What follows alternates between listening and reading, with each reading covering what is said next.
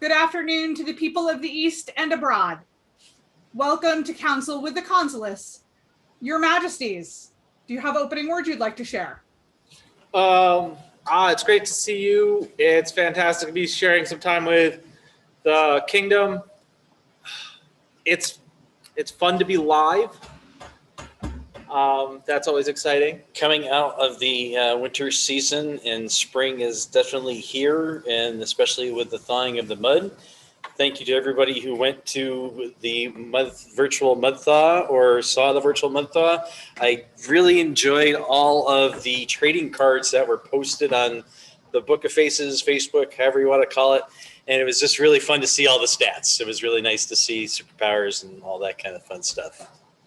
And it was also really nice. I thought that the virtual elevation was fantastic to see, to be able to, I mean, as much as we've been doing courts and recognition and awards this entire time, but to be able to do some of the same way we've been able to change over officers, it's nice to see the talent of the East rising to the specifics of the occasion.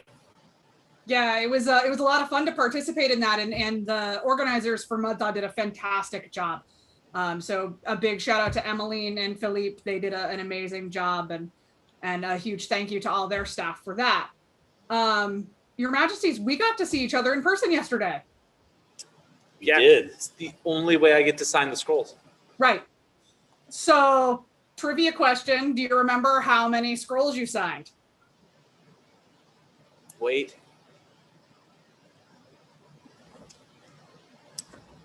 This many. Pretty close. There you go. 51. 51. Oh, 51. Pretty close. Yeah, it was a lot of fun. And we talked briefly, but I think it might have been the first time that you had all your senior staff in one room. Mostly. Like for the first time ever. And here we are, several months in now. It's been a lot of fun. And just so you know, we did follow the guidelines, so no one gets any information about that. Right. Almost all of us are nearly all the way vaccinated, and masks and social distancing, that was important. We have a championship coming up. We do. Bardic Championship. Bardic. It's on April 24th. Let's talk about some of your favorite things. What is it that you are looking forward to seeing? Good songs, stories, shtick. Right. This is like when people ask me what my favorite things are. I was like, the good ones. Really, I'm just a wide variety of people. This is that unique opportunity to pull people in virtually, right? A&S Champs works so fantastically well. Thank you so much to the Ministry of Arts and Sciences there. But there was a lot of like warning and legwork and moving up and making sure you were hitting deadlines. I just want to make sure that this time people are letting our current champions. They need a letter of intent to our champions. They need to say we are participating in Bardic so that we know that this is the competition and this is just a something. So while the judges are going on, I don't want to really call it a filler piece because it is someone's work display, and it's a really good display of their talents. And I'm really looking forward to it. Yeah, so if you are intending to compete in the East Kingdom Bardic Champions, which is being held on April 24th, you need to let the current champions know that is your intent, and they can be reached with a quick email to drakethebard@gmail.com or grimthescald@gmail.com. And I believe both of those are directly in the event announcement on the website.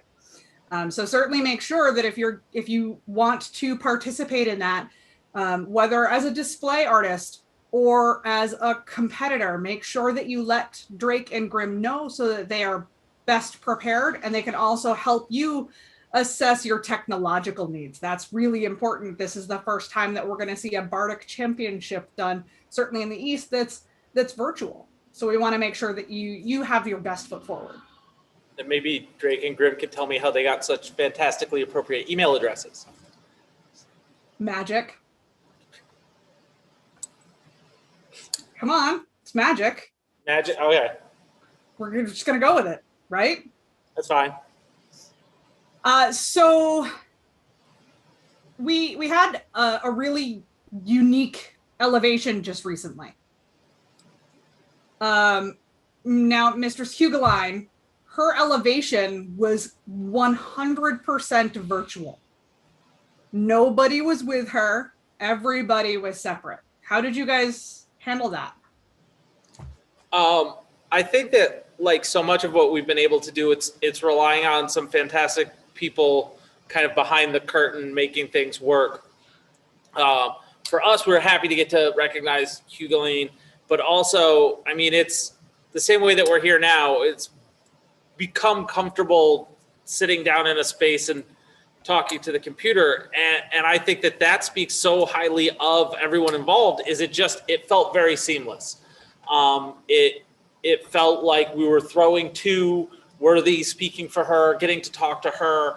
It felt very much like we were together in that moment. Now, she holds a current Kingdom Officer position. She's the Chancellor of Minors. Recently, you guys did, instead of a council with the consuls, you did cookies with the consuls. How did that go? Great, right up to the end.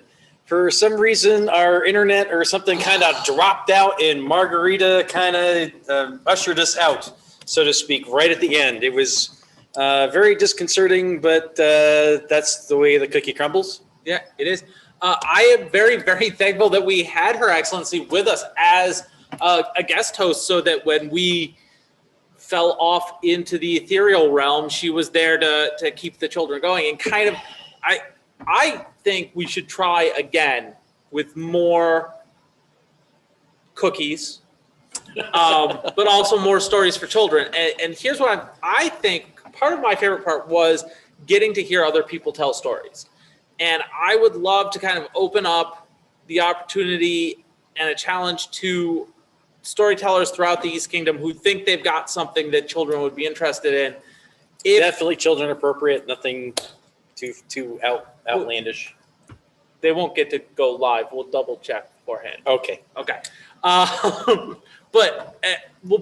I'll throw up a Google Drive folder. That seems to be the easiest way to do it. If you have the capability of recording yourself, to be able to hear the variety of voices. I'm still stuck on that. I want to hear lots of different people. I'm stuck on that. Bardic Champions, I'd love to see some time for our children to really enjoy that the way that we get to as well. So I think that would be a fun thing to do kind of about a month from now, end of April.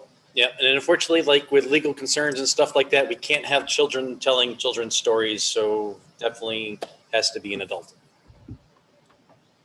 Yes. So that's coming up on April 25th. So if you are interested in participating in story time with the consulates, they're looking for pre-recorded things so that they can include those in that special. And again, that'll be April 25th. So probably need that the week beforehand. Yeah. Give it a deadline of like the 18th. Type up an actual announcement with the link in it. Yeah. As it was funny because as we were kind of trying to find stories and books for the last one, there was a fantastic book that I don't know that this one, Medieval Tales That Kids Can Read and Tell, that was really cool because it had a lot of tips for children telling stories. And I reached out to the author, right, because you want to get permission before you do it. And she's a Laurel living in Ethelmark, which is why she was like, how about I just come and tell a story for you from the book. You can't see it, but there is a picture of her on the back of the book. So when you get the book, you'll probably recognize her, anyone from Ethelmark or the East who have been to Ethelmark and know who this person is. But that was a lot of fun, and that kind of spurred on the idea of, oh, that's right, we have amazing storytellers in the SCA. We should be including that. I still did really enjoy Tacos for Dragon.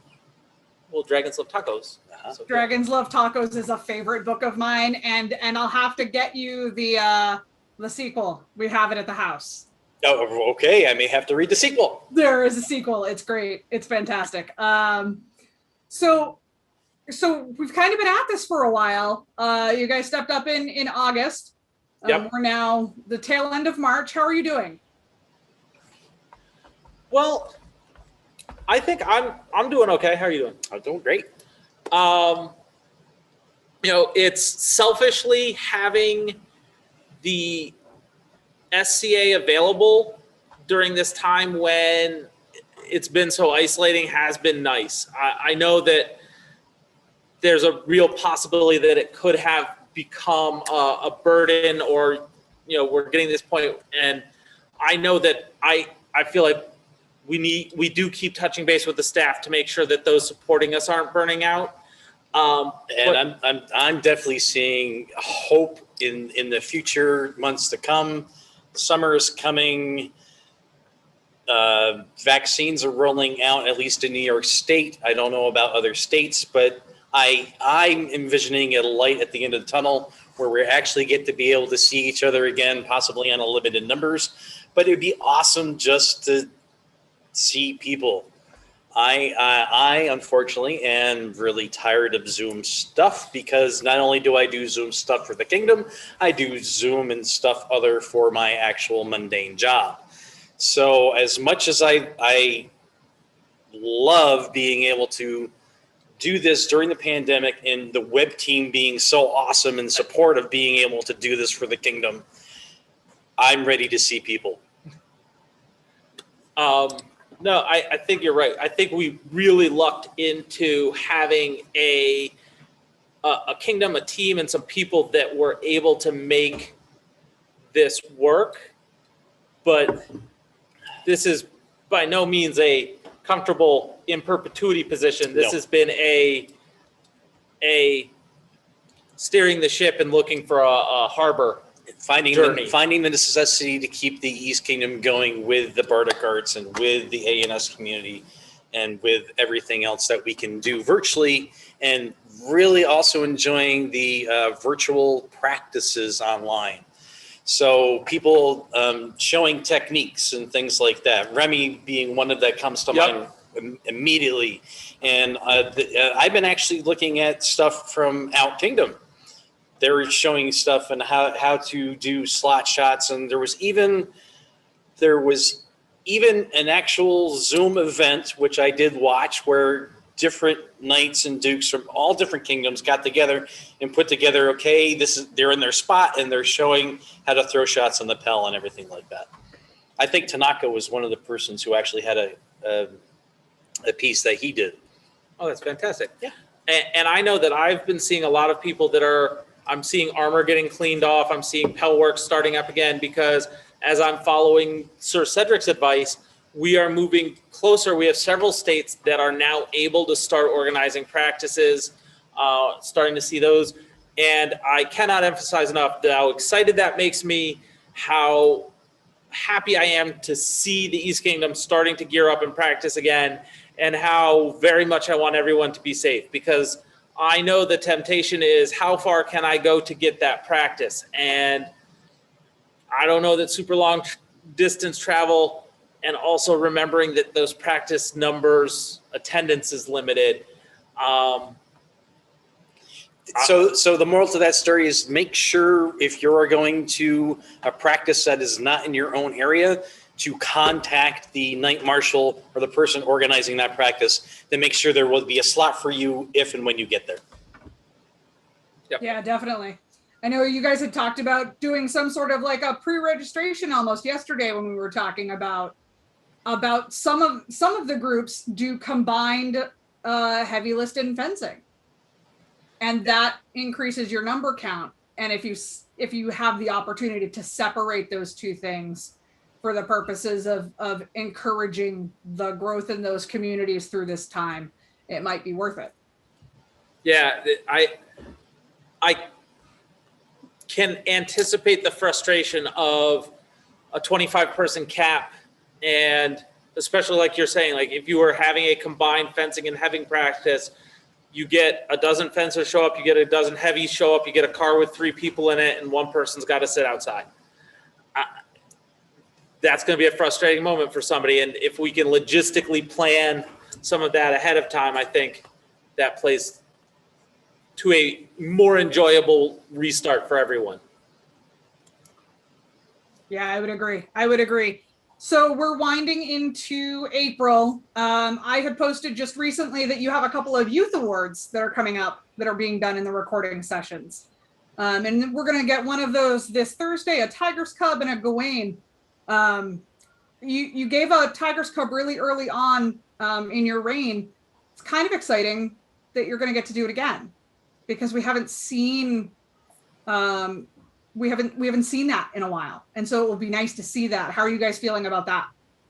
Well, I'm super excited. I know that the youth of the kingdom have still been involved, from A&S champs to And getting the pictures back from going from the toy box. Yep. That's really nice to see that, and seeing my favors actually being parsed out with the toy box and with the super neat prizes that you get sometimes during the end of court. And hopefully when people receive their scrolls, I believe they may receive a nice gift of my favorite, which is be nice to see. And also, as someone who did not grow up in the East within the SCA, I was always impressed when the youth awards went out and they call the order in, how many adults and second generation kids we have that are coming in. I think that really speaks to the impact and the longevity of the East, the involvement of families, and how we're seeing that first, second, and I would guess we're getting close to third generation of Easterners coming in. Well, the SCA, in my opinion, should be a little bit more family focused, and in recent times it has been more family focused. And it's really nice to see that more families are joining the SCA and can actually participate more with their kids and actually enjoy themselves with their kids, with all of the lovely things that when you go to an event, there's usually something for kids to do and their parents to be able to enjoy an activity together. And to see that going forward would be really great. I know Hugh Lyon's got great ideas for that. Excellent. And we talked May court, April court. We're all done recording for April court. You have 3 recording sessions coming up in April for May court. Mm-hmm. What I maybe didn't clue you in on this weekend is that your May court is going to be probably Burka or Great Northeastern War length. Gonna be a little busy. So settle in and be prepared for that one. Did we want to have to change the time to start a little earlier because of length, or should we just leave it the same? Okay, sounds good. I think, listen, same Tiger time, same Tiger channel. We survived daylight savings time falling on a court day. We did. Sure did. I would hate for the 2 times later to start messing people up. Just the advantage of the court happening ethereally is that if you show up late or fall asleep in the middle, no one has ever fallen asleep during court. At least that we know of. Okay, some of our audience may have, and that's perfectly okay too. You get to hit that rewind button. You can, right? You can watch it again the next day, find your favorite spots, highlights, whatever it is. So you do have that flexibility. And I may go out on my own little island here. With the recording sessions having already happened, there's no surprises in court, right? We do get to enjoy, okay, the scrolls are surprises. And the scrolls are magnificent surprises. I love seeing the scrolls. But we've kind of published the script, right? And so the people who join those recording sessions, who can get the invite to those recording sessions, are in the know. Yes. The only thing is, if you're only in the one recording session, all the rest of it is just a surprise. It's odd because I'm in all of them. So yes, you are. Maybe it's and just so am I. So keep a growing into that own little island you go. So Mostly, I'm going to say bring snacks. Have snacks for May Court. Okay. You're going to want them. Okay. It's definitely I ate like a pie and a half last time.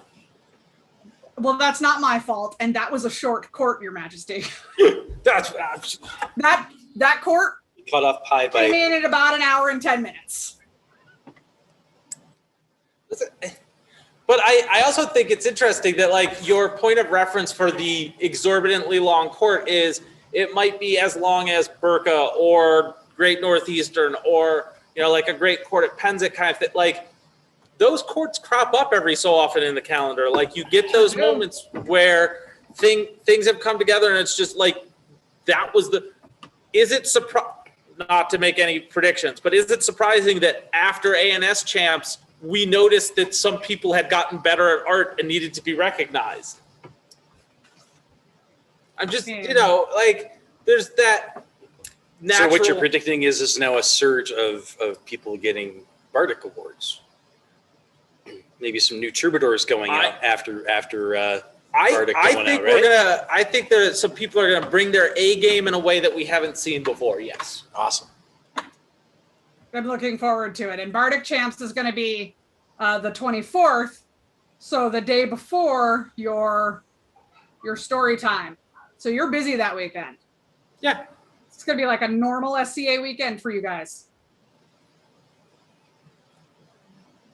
You are both looking off screen. Our staff is trying to decipher. To mind that. Yes, and we're trying to decipher what exactly they're trying to tell us, but that's okay. So I know we've chatted a long time. Do we actually have any questions in the chat for us? Yeah, actually, one just popped up. Ooh, all right. Yeah, right. You ready? Yes. It's summoned by Counsel Alberic. Go ahead. What's your favorite part of being consul?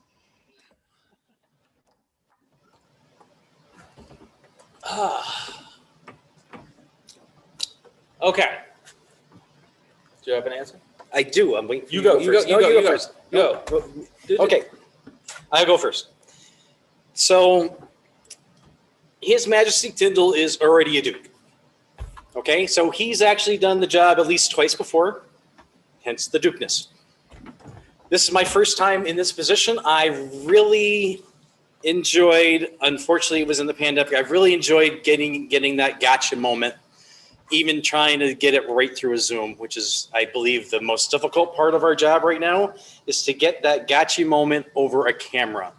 And being able to produce that kind of emotion from the candidate getting their peerage or the person receiving their silver tiger, silver anything, and then the orders of high merits is just a joy to see. And one of the things that we have the advantage of is everyone else gets to see that moment with us because they're pinned on the camera in the Zoom. Good answer.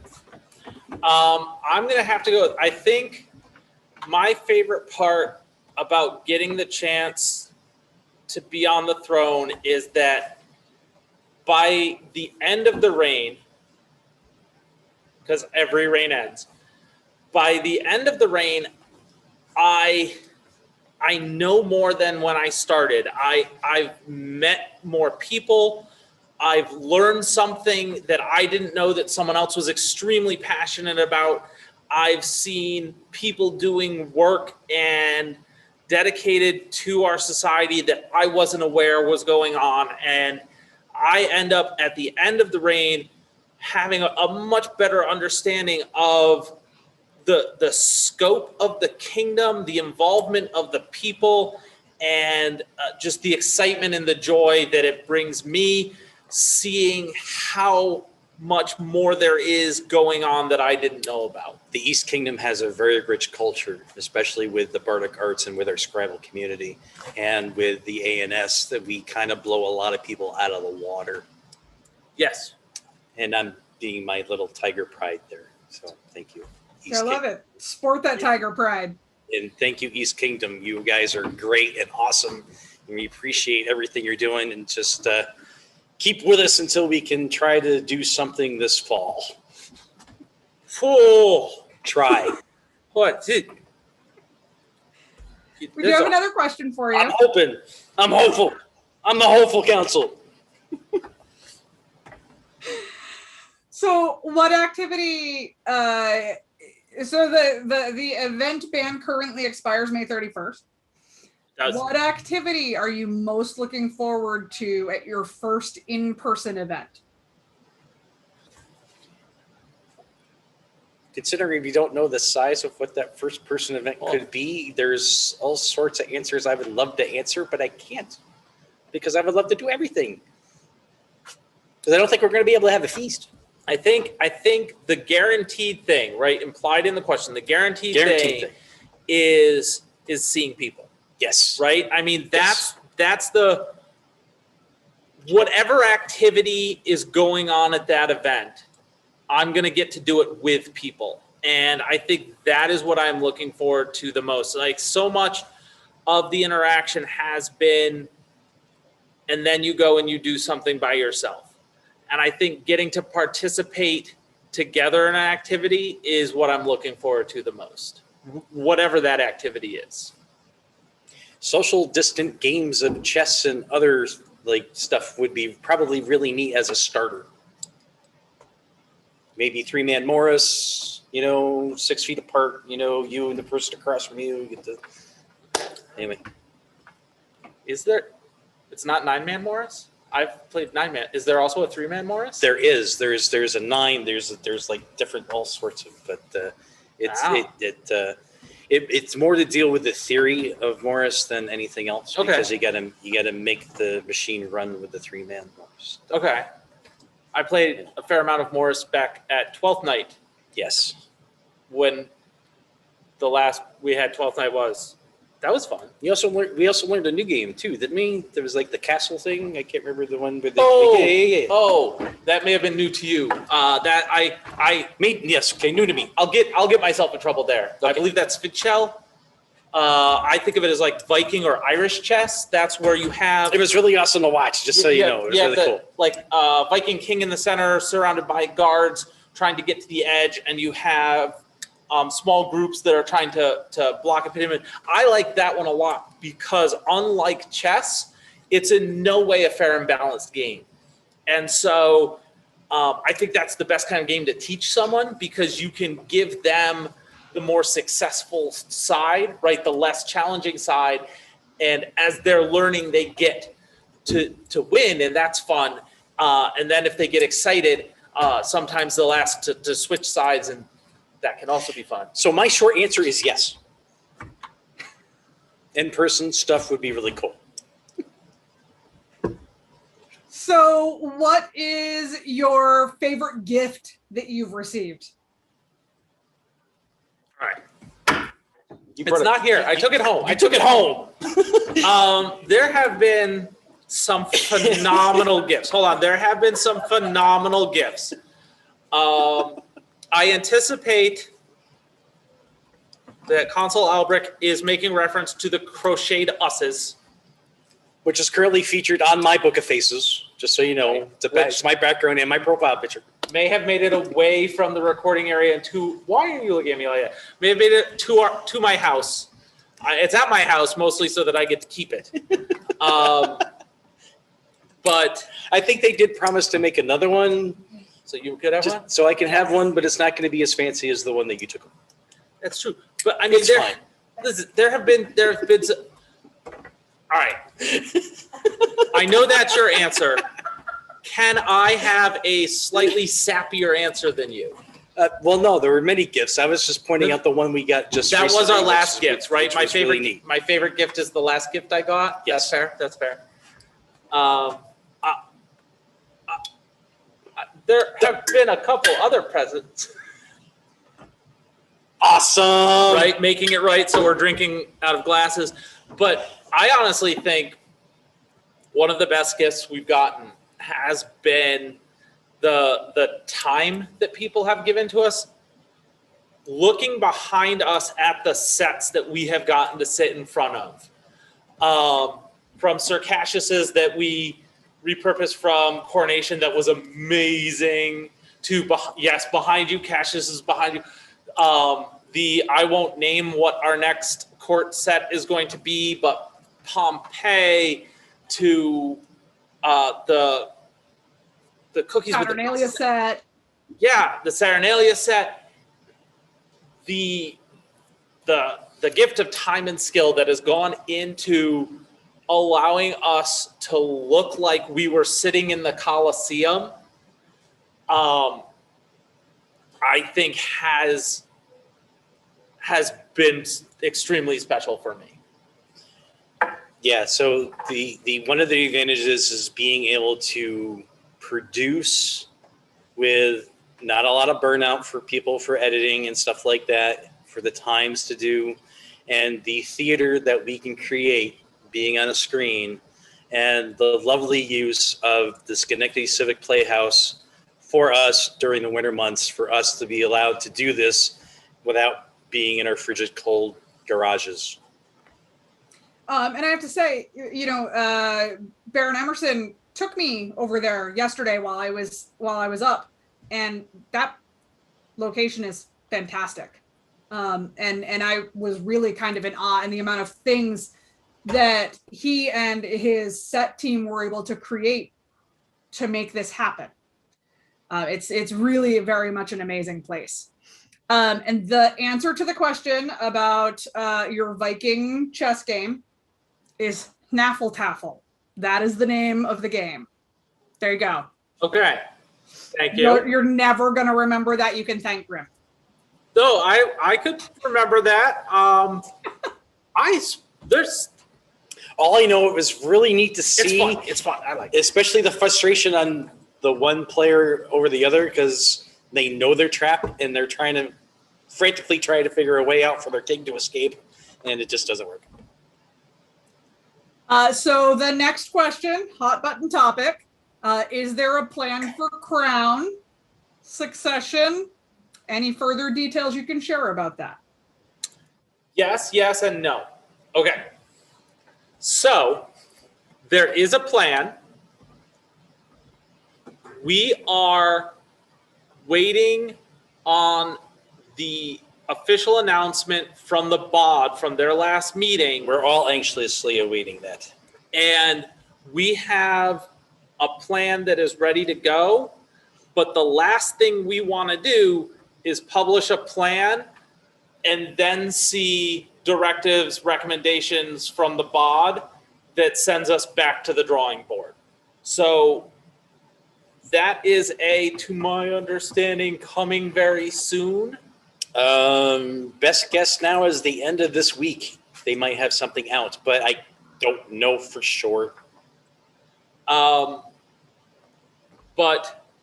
yes, there is a plan.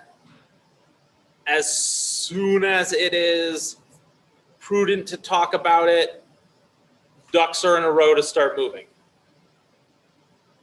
Tigers in a line? Maybe. Shield wall, yes. Tigers. Yeah. Yes. That is good to hear. I know that's been on everybody's mind, especially since the last town halls. And recently you did get to speak with everybody at the town halls, and that was really nice that you got to do it region by region. So you got to speak with your entire kingdom that day. How did that feel for you guys? You can feel, I'm so happy that we did it region by region, because you can really feel the differences in the concerns and the outlook as you move region to region. And I think it was really important to be able to have those conversations, to be able to hear everyone's concerns. And getting their perspective by region was, I think, a really, really the right thing to do, just so that it's not overwhelming for the whole kingdom trying to be on a Zoom at once. And I don't think we could get the whole kingdom on a Zoom at once, but I think it made it easier for us and for the populace to have it broken down, so that we can actually intimately talk to you, kind of mostly one-on-many to the region, to get your input and to get your status and where you are and if you want to crown it. So it was great. Good. I'm glad you had the opportunity to actually interact with the populace, because it's not something that, other than in the recording sessions, that you've really gotten the opportunity to do. So it was nice that you had that, even with it being the conversations that had to occur. The next question is actually, I'm going to paraphrase it a little tiny bit because I think I understand what they're aiming to get at.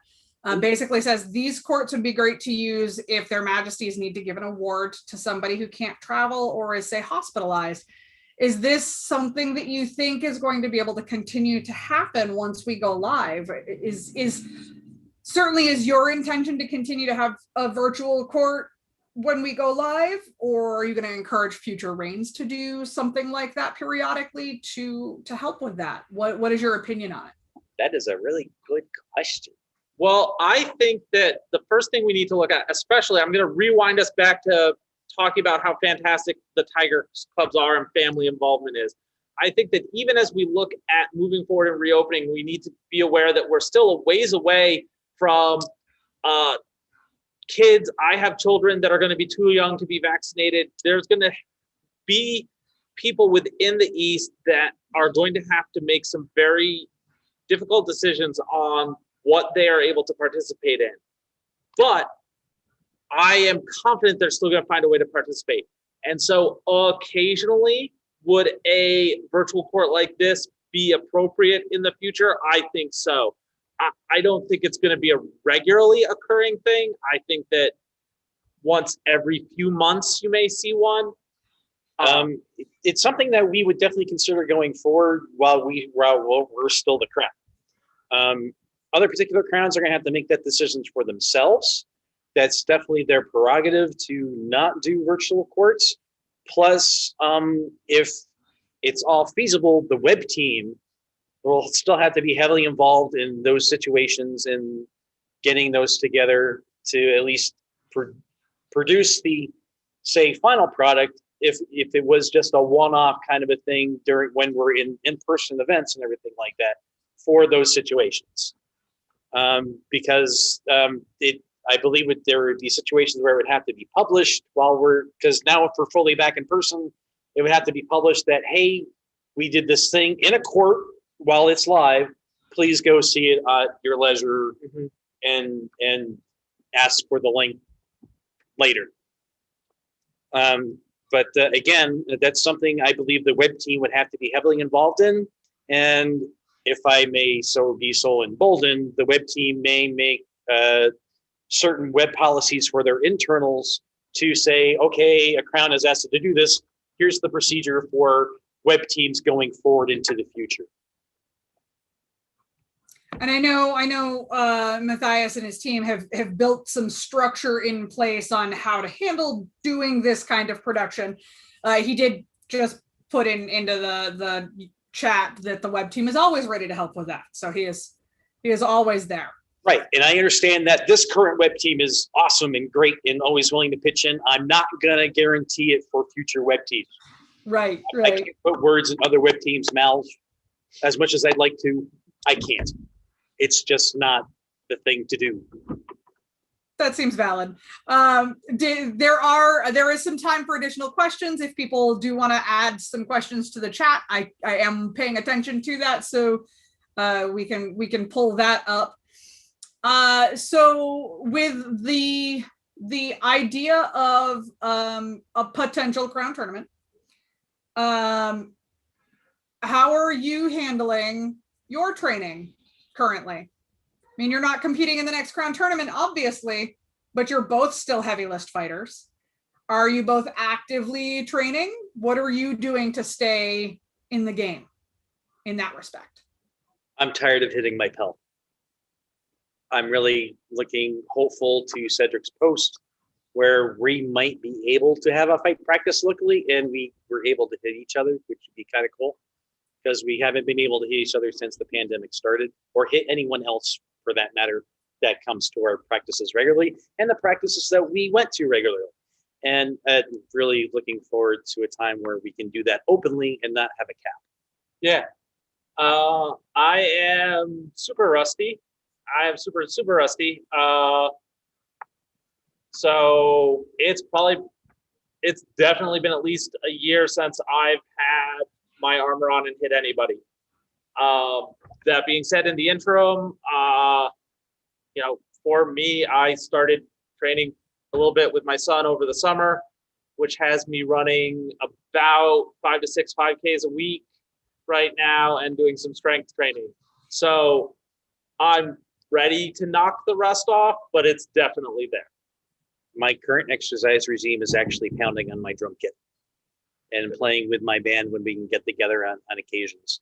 That's my exercise. I played like 2 or 3 hours at a gig at my friend's house. And socially distance, of course, is kind of weird because he's standing over there with his guitar.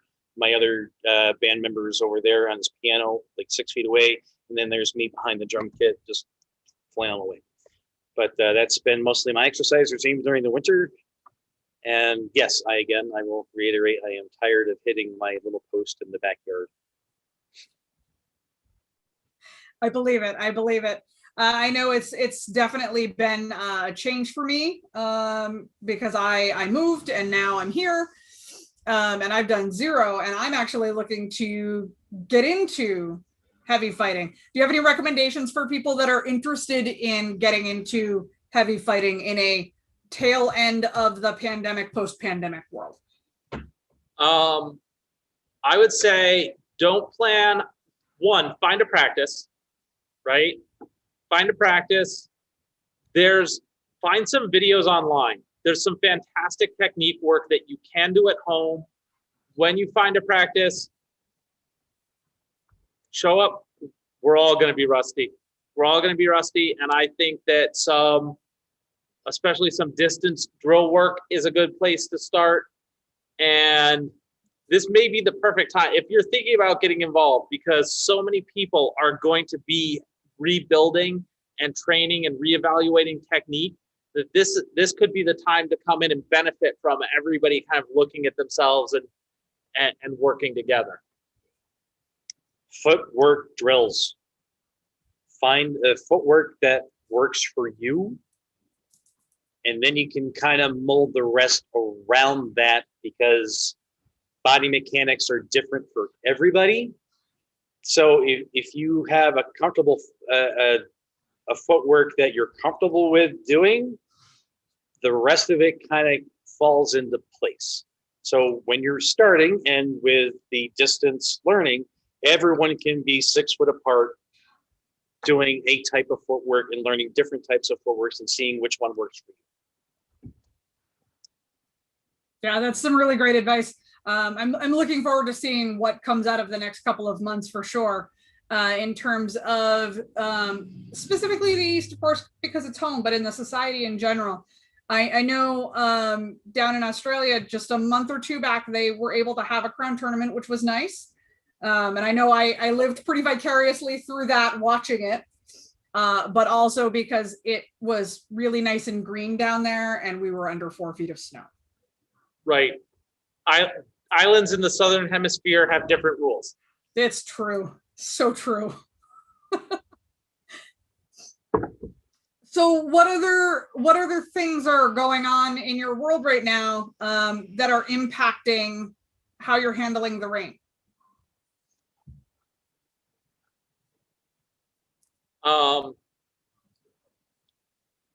I think it's the season change, really. Starting to see warmer weather. You're starting to see more activities going on. And then we're starting to see people get vaccinated. And I think, I just want to caution slow movement, right? That's my hope, is slow steps forward get us moving forward rather than racing and ending up stumbling backwards. With our kingdom transversing multiple states, each state has its own reopening plan. Some kind of agree on what that reopening plan is gonna look like. And some states in the entire United States are already completely open. I'm talking Texas, Florida, so Trimaris and Anstiora and those places, they're already fully open. So I don't know exactly what their plans are going to be. I'm the cautious sort, so please take it slow, take it to your safety comfort level, and don't try to do too much too fast. Wear your mask if that's a thing. If you prefer, wear your mask, get vaccinated. It's your choice. Reiterate that. I can't force anything. It's your choice, and I will harp on that again. But I'm really hopeful. Back to the heavy questions. What's your favorite weapons form? Sword and shield. Sword and shield. Sword and buckler. Sword and shield. Sword and shield. Sword and shield and polar. Great sword. So if you could pick one person over your SCA career who has impacted who you are now, who would you pick and why? Great question. One person? One. I can't choose just one. Oh man. So I can't. It's impossible for me to choose just one. It would have been really fun if you had asked me for a top 5. I would say that the one. Wait, was it your question or someone else's question? That's my question. I'll edit it. Top 5. No. You're getting one. That's fine. You asked for one, you're yes, getting for one, one. you're gonna get one. I would say that the person who has had the most significant influence on my time in the SCA would be Duchess Etain.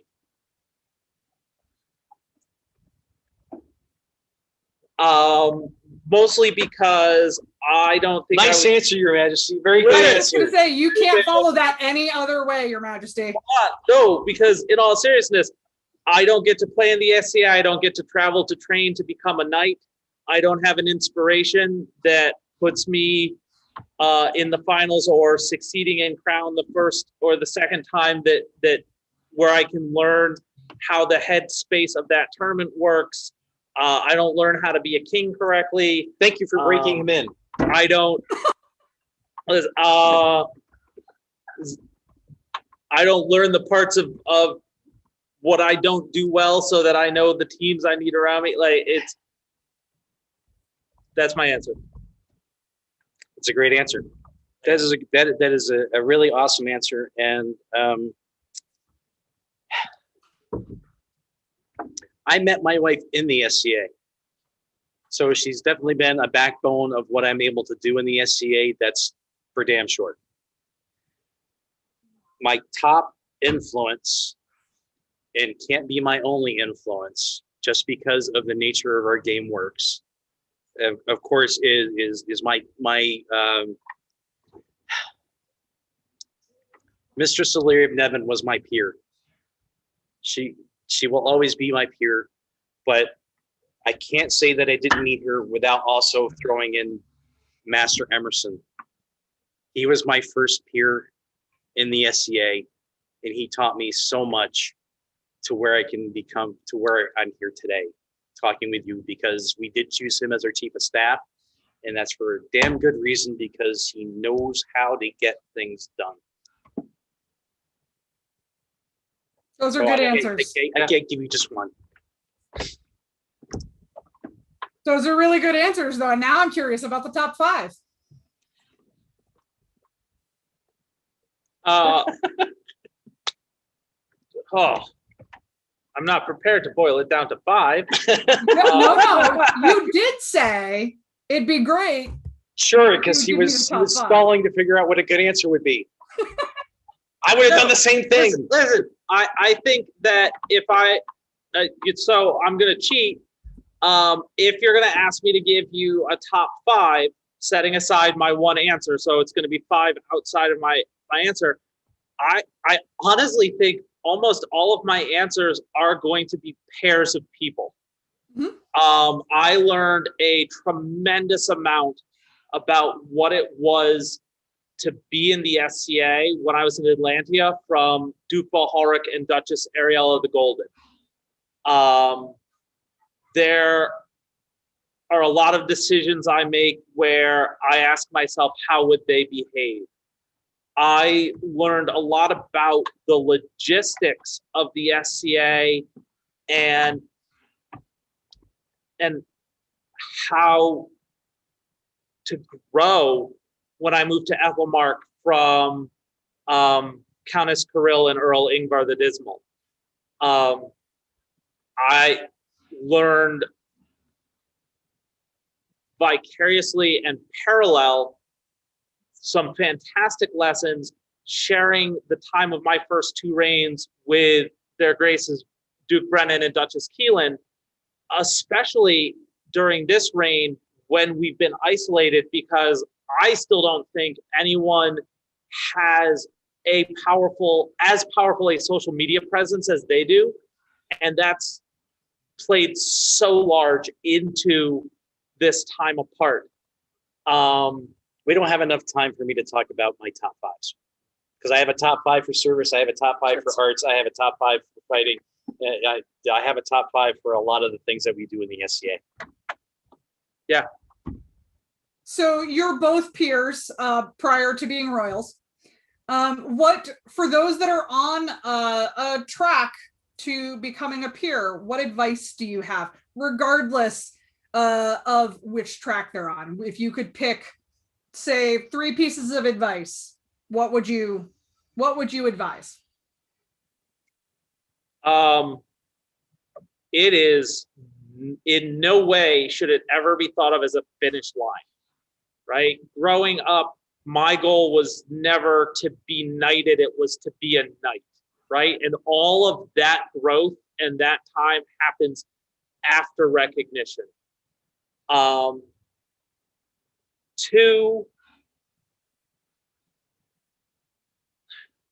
go after it with a passion, but it can't be the reason you're doing what you're doing, right?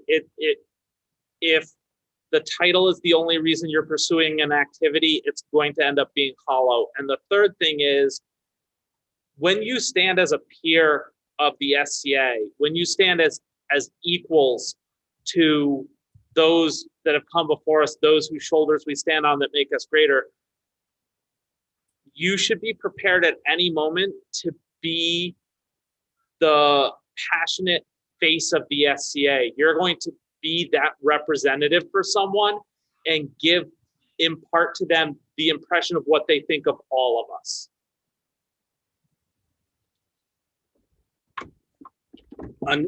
With similar lines, one, it's a really good question. Top 3 pieces of advice for someone who's looking for peerage. Depends on what peerage it is, because there are certain aspects of each of the peerages that we have different qualifications of what that peer is.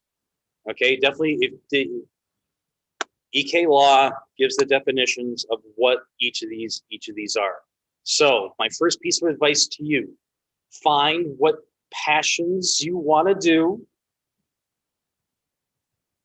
Pick 1 or 2. When you're first starting out, pick them all, because then that'll give you an idea of what you most likely to do in the SCA. Once you've picked one, ask questions. Seek out the people that are the silvers, the orders of high merits, and the peers themselves. Question.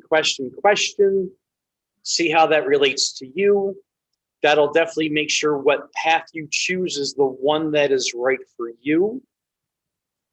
And once you've chosen which path that is, the third thing is be that person that you'd want to see as a peer. Because when you're that person, other people will recognize you as my peer. And the rest falls into place. Because then you now are the face of that peerage, and you have learned through study and hard work what it takes to become that peer. And then turn that around and teach others in the kingdom who follow that same passion that you do. I think that's some amazing advice from both of you. So we have reached about an hour in, and we can go ahead and start winding down. Do you have last minute comments? Keep in mind, we have court coming up in 2 weeks. On April 11th, we've got court. We have some recording sessions this month, April 1st, April 8th, and April 15th. So we're busy for the next couple of weeks for sure. And then right after that is Bardic Champs and then story time all over again. What are you looking forward to this month? I have to say that I am most looking forward to the Bardic Championship event. Any opportunity we have to put ourselves in a place where it feels like forward momentum, right? I think it's going to be interactive for us because it's actually something that we're actually doing live with the kingdom, which is something that we kind of skirted a lot when people were having virtual events. We'd drop in, we'd hang out for a little bit, and then we'd have to scoot out just because the way our schedules ran. So I'm also looking forward to Bardic Champs and having that interaction with our judges and with the bards. We may not be able to interact with the bards directly on who's, depending on how the Zoom is going to work out, which would be great because I know everything is going to be through virtually, and seeing the performances is going to be just slightly different because everyone's at home, and I'm hoping they're feeling more comfortable because they are home and give it their all. Give it their all. You should be most comfortable in your own forum. And as a follow-up to that, there was one final question that came through. Do you have a favorite song that speaks to your soul?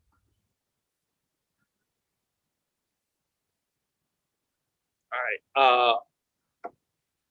I have not found a Scadian song that speaks directly to my soul because they didn't specify Scadian. I know, but I think that's what they're looking for, so they can actually perform a type of song for Bardic Champions. Okay, so they can do the thing. I will repeat. I will repeat that I love good songs. I do love good songs. There was a special moment early on where Princes of the Universe became a song I went back to. I moved on to Eye of the Tiger with the dance challenge. I think that was amazing for me. But SCA-wise, my answer for a very long time and probably for forever will be Born on the Listfield.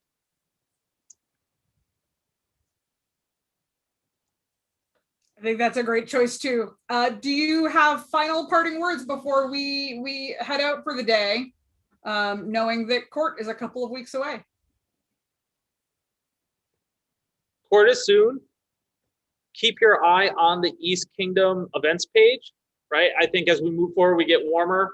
I'm hoping to see stuff cropping up there. Stay safe, stay healthy. I like the direction we're moving in. Let's start engaging in the things we're allowed to do so that when we open up, we're ready to come back together and we're all still healthy. Thanks for joining us today. It's always great to interact with the kingdom in such a fashion where they can pretty much ask us anything, and if we can't answer it, we will. And we actually get to be less formal than in court and things like that, where we can actually banter around like we've done today, which would happen in more live courts where we could do a little banter, but hopefully more shenanigans to ensue. Thanks, everybody. Excellent. Thank you so much to the people of the East and from afar who have joined us today. And again, we do have recording sessions April 1st, 8th, and 15th. Those are all on the ethereal calendar. You do not need to be a member of the orders to join those. The Zoom link is available there. And we have East Kingdom Court coming up on April 11th at 4 p.m. And then, of course, Bardic Champs on April 24th. Stay tuned for more information for those. And it's been lovely spending time with you today.